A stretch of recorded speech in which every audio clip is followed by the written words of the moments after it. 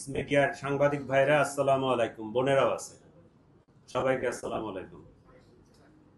আপনারা জানেন গত 19/10/25 তারিখে আনুমানিক 4:30টায় জগন্নাথ বিশ্ববিদ্যালয়ের পরিসংখ্যান বিভাগের 19-20 শিক্ষাবর্ষের 15তম ব্যাচের ছাত্র জোবায়েদ হোসেন, তার বয়স অনুমান 25, বংশাল থানাধীন 31 নং ওয়ার্ডস্থ নূরবক্স লেনের 15 নং হোল্ডিংয়ের রোশন ভিলার সিঁড়ি ঘরের নিচে হত্যাকাণ্ডের শিকার হয়।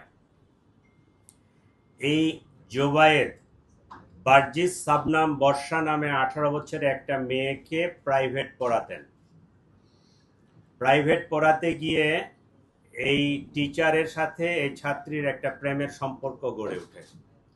উল্লেখ্য যে এর আগে এই বর্ষার সাথে মাহির নামে জনৈক আরেক ছেলের প্রেমের সম্পর্ক।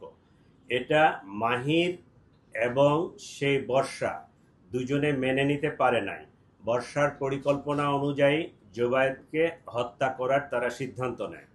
সেই সিদ্ধান্ত মোতাবেক তারা এই ঘটনার দিনে সে প্রাইভেট পড়াতে আসবে 4টার সময়, এই ইনফরমেশনটা পাস করে মাহির তার বন্ধু আইলান সহ তারা পরিকল্পনা মাফিক আগেই তাদের বাসার নিচে এই গলিতে অবস্থান করে জোবায়েদ যখন এখানে আসে উপস্থিত হয়, তার সাথে কথা কাটাকাটি হয়, তাকে বর্ষাকে ত্যাগ করার কথা বলা হয়, তার ওখান থেকে সরে আসতে বলা হয়। সে এটা বলে যে সে মেয়ে তো আমাকে ভালোবাসে, আমি কেন সরে যাব।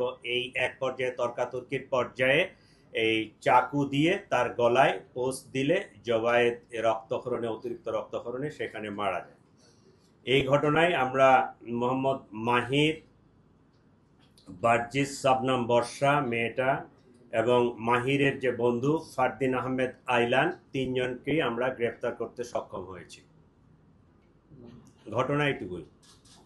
হ্যাঁ, মাহির আমরা যেটা তদন্তে পাইছি, মাহির কোনো এক সময় ওই বাসায় ওখানে ভাড়া থাকতো। তো আগে থেকে ওই মেয়েটার সাথে পরিচয় দীর্ঘদিনের, কিন্তু প্রেমের সম্পর্কটা অনুমান 1.5 বছর ধরে। আগে তো ছোট ছিল, ওই একজন আরেকজনকে চিনতো, জানতো, প্রতিবেশী। প্রেমের সম্পর্কটা 1.5 বছর ধরে। জোবায়েদ 1 বছর ধরে মেয়েটাকে পড়াচ্ছে, সে জগন্নাথ বিশ্ববিদ্যালয়ের ছাত্র। মেয়েটা এর প্রতিও দুর্বল হয়ে যায় জোবায়েদের প্রতি। এই এখন তো ওই যে মাইন্ড হচ্ছে টিল্টিং, যখন মাহিরের কাছে যায় তখন মাহিরের, যখন জোবায়েদের কাছে যায় তখন জোবায়েদের। ঠিক আছে, তো মাহিরকে সে বলছে যে জোবায়েদকে না সরাতে পারলে আমি আসলে তোমার থাকতে পারবো না।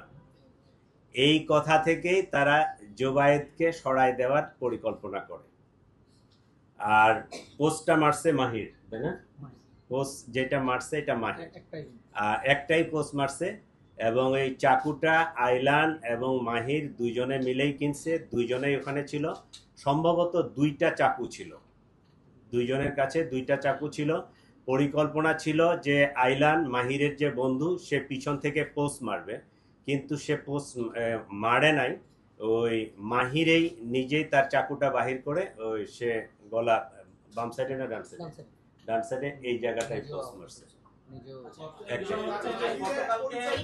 আচ্ছা, একজন একজন করে প্রশ্ন না করলে আমি কিন্তু বুঝবো না। আপনারা একজন একজন করে করেন, আমরা যতটুকু জানি ক্লিয়ার করে দিব, আপনাদের কোনো কনফিউশন রাখবো না। গতকালকে কথা হচ্ছে যে মাহিরের মা তাকে হস্তান্তর করেছে, যদিও এটা নিয়ে লালবাগ ডিভিশন বা বংশাল থানা অনেক অভিযোগ করেছে, আমরা রিপোর্টাররা বিপদে ছিলাম। যাই হোক, ওটা নিয়ে কথা নাই, কিন্তু মাহিরের মা আসলে তাকে হস্তান্তর করেছে নাকি পুলিশ অভিযান চালিয়ে তাকে গ্রেফতার